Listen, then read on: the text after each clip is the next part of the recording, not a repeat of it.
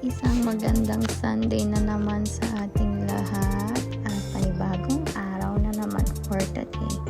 At magluluto tayo ngayon ng gulay at isda.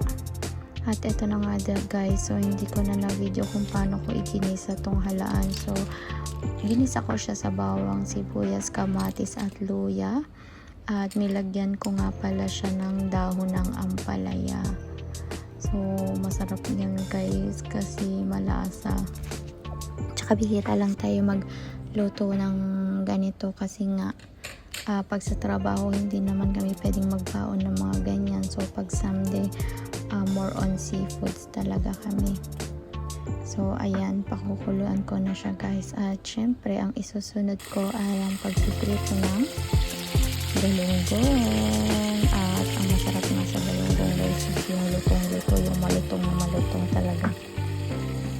At eto nga, pinakukuluan ko na rin ang gulay. Kumukulo na siya, malapit na siyang maluto. Pag linggo talaga itong aming kinakain, yung masusustansyang pagkain. Dahil pag may pasok nga kami, more on chicken at saka pork. So, gumawa ako ng sausawan ng isda. So, konting patis. Tsaka naghiwa ako ng 2 line. So, dapat hindi ganun kaalat. Dapat mas matimbang pa rin yung asim niya. At eto na nga guys. Mamaya lalagyan ko yan ng red chili. At ito ang huling salang ko na ng isda para makakain na kami.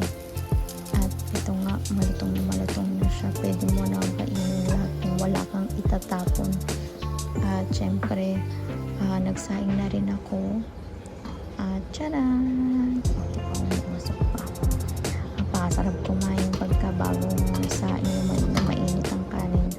At ito na nga, naghain na ako ng pagkain para kakain na kami ng tanghalian. Medyo late na guys, alas 3 na ng hapon. Tara, kain tayo.